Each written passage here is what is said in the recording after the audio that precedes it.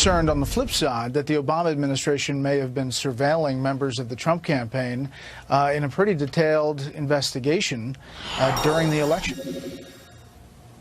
Well, I don't think that's the case. But there's a report that June 2016, there's a FISA request by the Obama administration, Foreign Intelligence Surveillance Court, to monitor communications involving Donald Trump and several other campaign officials. Then they get turned down, and then in October they renew it, and they do start a wiretap at Trump Tower with some computer and Russian banks, and it doesn't show up anything by reporting.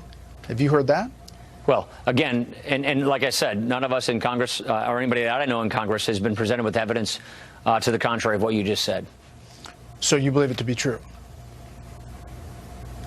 Yeah, that we have seen no evidence that anybody in this campaign or any other American was in on it with the Russians to meddle in our elections. I got it. But my point is that the Obama administration was pretty aggressive. I have a couple of FISA requests. No, I hear your point. But I'm saying, but I've seen nothing of that. I've seen nothing come of that. That's my point. Okay. So that was special report last night, and Speaker Ryan talking about potential wiretaps and information. But it really, the big story this morning is the president up tweeting, talking about how he believes taking the Obama this administration. further. I mean, a lot further. Once the president is validating it and saying he believes Trump Tower was wiretapped during the election in October, it adds a ton to this. Yeah, and just how big of a deal could this be? We want to bring in Lieutenant Colonel Tony Schaefer for more on this. Good to have you here. Hey, good morning. Thanks for having me. All right, so this is all just breaking this morning, coming straight to us from the president, from his Twitter account. We don't have a whole lot of details here, but just on the surface, if this ends up being true, if this was the case, that the Trump Tower was wiretapped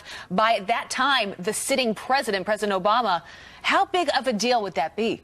Oh, this is huge. I mean, this is Soviet, dare I say, Soviet-level wrongdoing. Look, President Obama has moved up to his Potemkin village and moved in Valerie Jarrett.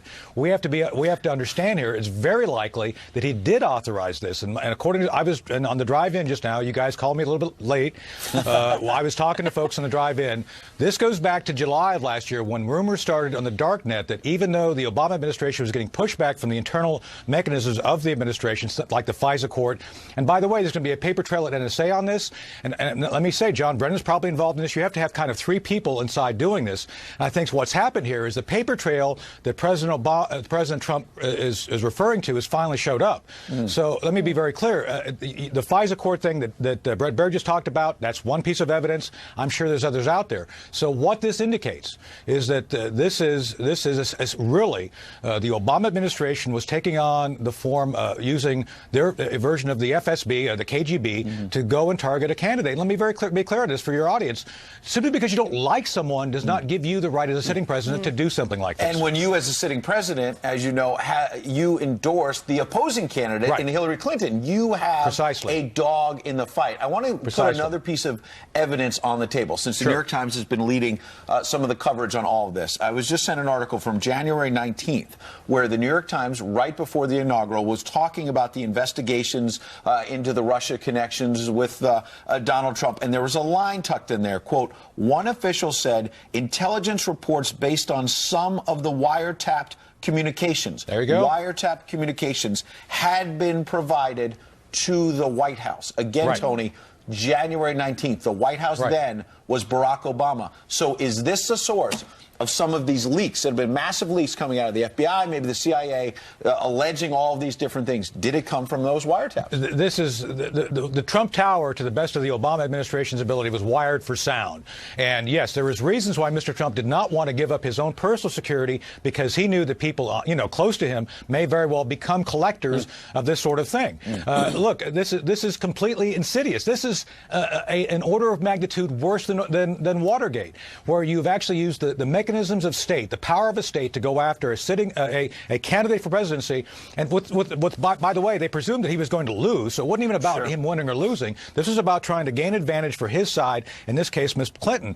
And again, let me be clear on this. This is, while the Democrats keep talking about the Russians, this is Soviet behavior. This is the very thing the Soviet Union would have engaged in back during the Cold War.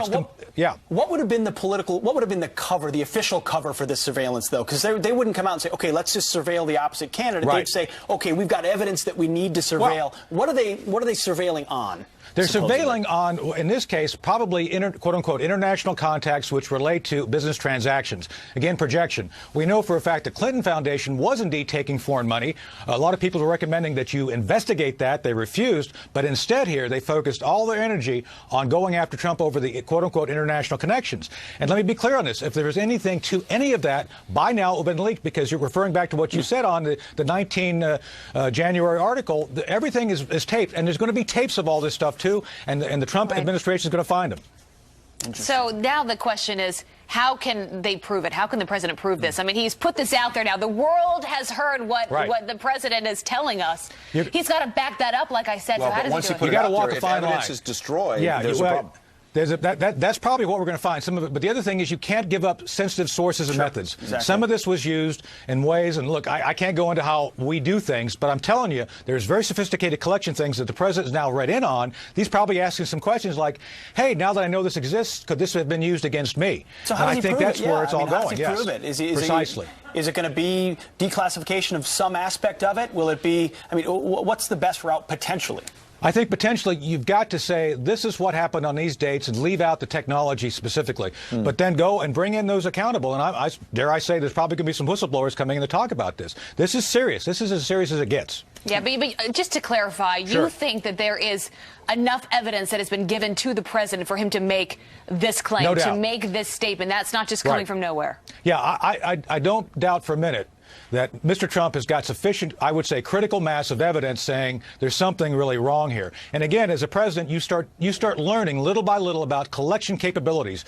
You have to get right into them. And so naturally, as you start learning about stuff, you start questioning how could this have been used against me in some form? And then you start asking harder questions. So I do believe this is one of the tripwires that I've been talking about in the network for the past month. These people have been trying to find ways to get intelligence on the president and his team for purposes of trying to discredit him. And I think this is what we're seeing here. So we've got to wrap up. But for folks waking up right now, I mean, is this a game-changer moment if what the president has is revealed? And, no doubt. I mean, we're talking about the potential of indictments of a former sitting president and his staff, and that's never been, it's unheard of. Tony Shaver has been ahead of the curve on this story. As you mentioned, he's been on this program for a month talking about all Lieutenant Colonel, this. you're the best. Thanks for being here this morning. Thank you. Appreciate it.